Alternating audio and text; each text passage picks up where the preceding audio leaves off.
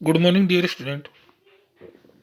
Myself, Vipul Kumar Pariva, Assistant Professor in Zoology, Government PG College, Dausa. Today is my lecture on cleavage patterns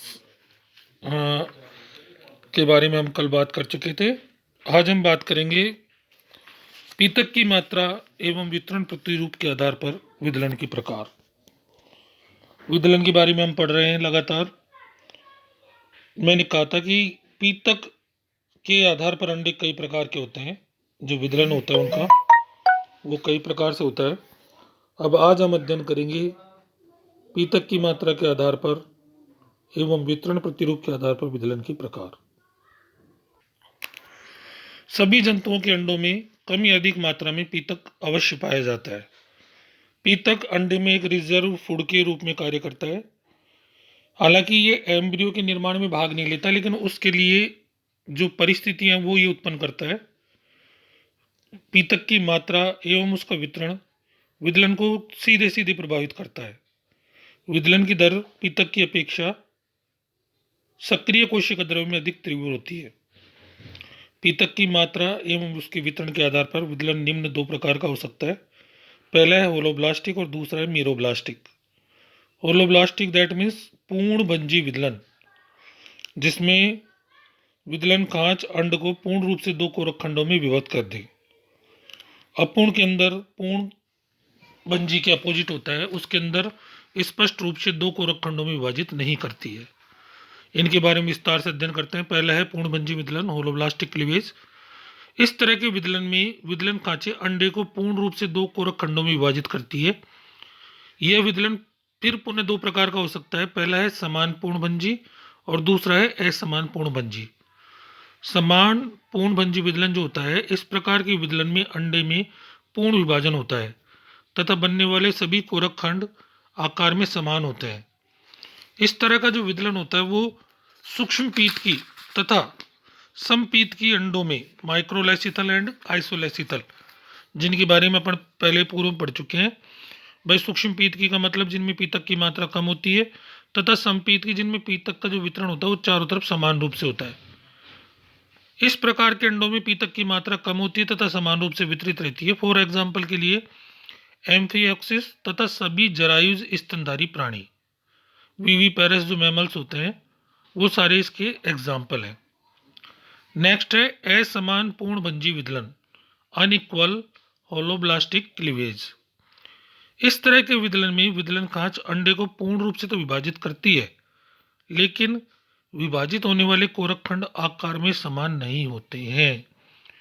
भाई विदलन की जो खांच है वो तो उसको बांट रही है, लेकिन बांटने के साथ जो ब्लास्टोमियर बन रही है वो ब्लास्टोमियर बिल्कुल आकार में समान नहीं होंगी। इस तरह का विदलन मध्यपीत की एवं टीलोलेसिथल या गोलार्ध पीत की प्रकार के अंडों में पाया जाता है। इन अंडों में पीतक प्राणी ध्रुव की ओर कम किंतु पीतक ध्रुव की ओर अधिक मात्रा में पाया जाता है। इस प्रकार का विदलन मेंढक व मछलियों के अंडों में पाया जाता है। इनमें भी प्रथम दो विदलन तो पूर्ण एवं समान भंजी प्रकार के होते हैं, जिसके फलस्वरूप चार ब्लास्टोमियर समान परिमाण के बनते हैं। परंतु जो तीसरा विदलन होता है वह पूर्ण एवं असमान प्रकार का होता है, जिससे दो प्रकार के कोरक खंडों का निर्माण होता है।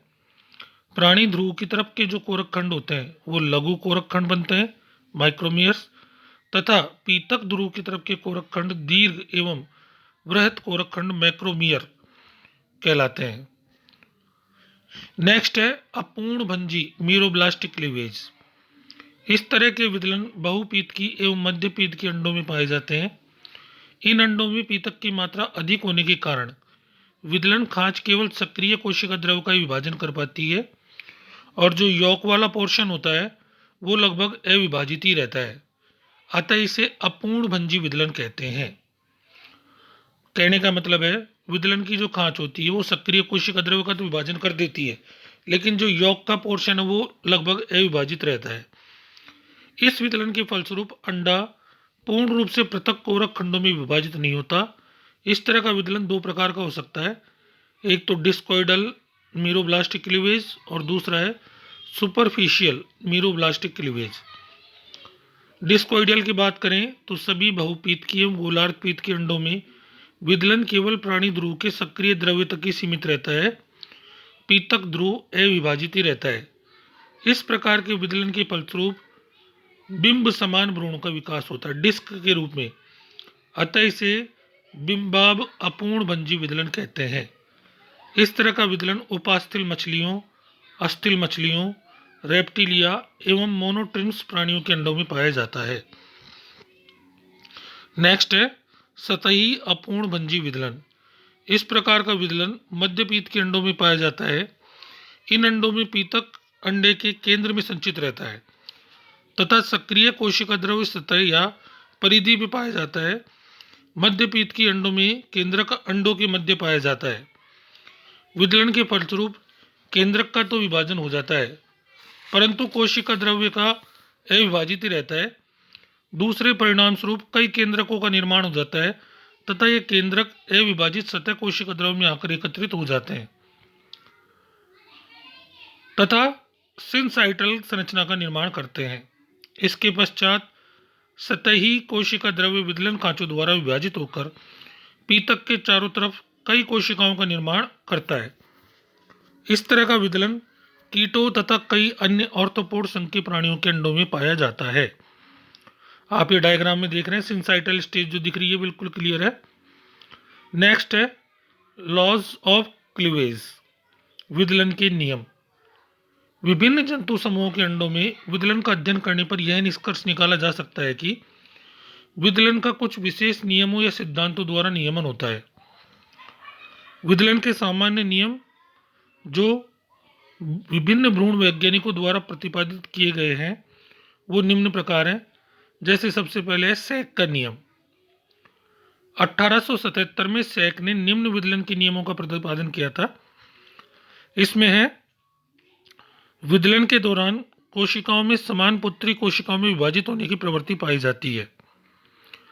प्रत्येक नए विदलन विभाजन की विदलन खांच अपने से पूर्ववर्ती विदलन तल के समकोण पर विभाजित करने की प्रवृत्ति रखती है। नया जो भी विदलन होगा वो पूर्ववर्ती कोशिकाओं के समकोण पर डिवाइड करे, ऐसा ज़्यादा से ज़्यादा शो होता है। नवनिर्मित कोरक खंडों में गोलाकार आकृति धारण करने की प्रवृत्ति पाई जाती है। ये सैक के नियम है। इसके बाद में हार्टविग नामक वैज्ञानिक ने भी अपने नियम प्रतिपादित किए। 1881 में हार्टविग ने सैक द्वारा प्रतिपादित नियमों में कुछ संशोधन किए। उन्होंने बताया कि प्रत्येक विदलन में केंद्रक तथा समसूत्रित तर्कु रेशे अंडे या कोरक खंड के सक्रिय कोशिका द्रव के मध्य में स्थित रहते हैं। अतः सूक्ष्म पीत की एवं समपीत की अंडों में तर्कु रेशे मध्य में स्थित होते हैं, जबकि गोलार्ध पीत की अंडों में तर्कु रेशे प्राणी ध्रुव के समीप स्थित होते हैं जहां सक्रिय कोशिका द्रव्य पाया जाता है। एक और वैज्ञानिक है बेल्फोर।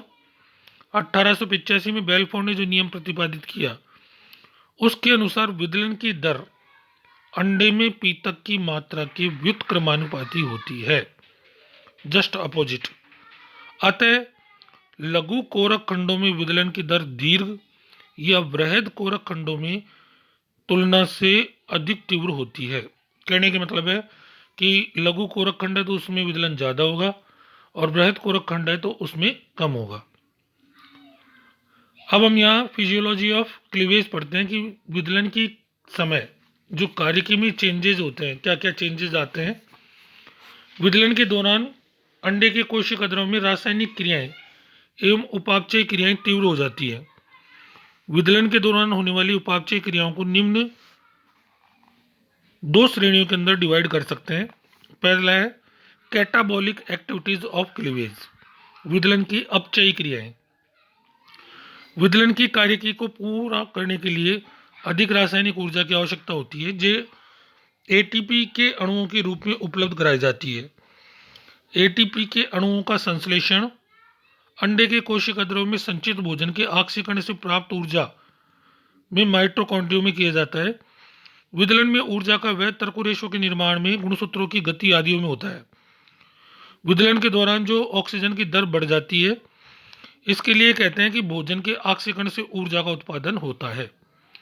विदलन में ऊर्जा उत्पादक क्रियाओं के अलावा भी कई विघटन कार्य होती रहती हैं, जिसके कारण संचित जटिल खाद्य पदार्थों को अपघटित कर निम्न रासायनिक पदार्थों के लिए संश्लेषण के लिए कच्चा माल उपलब्ध कराया जा सकता है। For example DNA, RNA, protein, वसा, पॉलीसेकेराइड के संश्लेषण हेतु न्यूक्लियोटाइड, प्यूरिन, पिरामिडिन, अमीनो अम्ल, राइबोज और डीऑक्सी राइबोज शर्करा आदि उपलब्ध कराए जाते हैं। दूसरा है विदलन की उपचयी क्रियाएं, एनाबॉलिक एक्टिविटीज ऑफ क्लीवेज। विदलन के दौरान निम्न रासायनिक पदार्थों का निरंतर संश्लेषण होता रहता है, जिसमें पहला है डीएनए का संश्लेषण। विदलन के हर विभाजन के साथ कोरक खंडों तथा उनमें उपस्थित केंद्रकों की संख्या द्विगुणित हो जाती है। केंद्रकों की संख्या में बढ़ोतरी के कारण डीएनए की मात्रा भी व केंद्र की पदार्थों की मात्रा बढ़ जाती है। इस बढ़ी हुई डीएनए की मात्रा की आपूर्ति डीएनए के द्विगुणन में होती है। विदलन के प्रत्येक विभाजन की अंतरावस्था की अवस्था में डीएनए का संश्लेषण किया जाता है। इसके लिए अंडे में उपस्थित विभिन्न एंजाइम डीएनए संश्लेषण के लिए न्यूक्लियोटाइड उपलब्ध कराते हैं। इसी में फिर आरएनए का संश्लेषण भी है और प्रोटीन का संश्लेषण भी है, जिनके फलस्वरूप लगातार जो फिजियोलॉजी है वो चलती रहती है। अब हम बात करते हैं सिग्निफिकेंस ऑफ क्लीवेज। भ्रूणीय विकास में विदलन एक महत्वपूर्ण प्रक्रिया है, जिसके फलस्वरूप कोशीय अंडा बहुकोशीय मोरूलम बदल जाता है। इस क्रिया में महत्व निम्न प्रकार है। सबसे पहले बात करें तो जो जायगोट होता है वो बहुकोशीय भ्रूण में रूपांतरित हो रहा है। भ्रूणीय अंगों के निर्माण हेतु पूर्व निर्धारण की प्रक्रिया होती है। विदलन के दौरान ब्लास्टोसिल का निर्माण होता है। विदलन के फलस्वरूप कोरक निर्माण की भी तैयारी होती है। आज के मेरे वीडियो में इतना ही। कल मिलेंगे इसी टॉपिक को आगे चालू करते हुए ब्लास्टोलेशन पे। Thank you very much.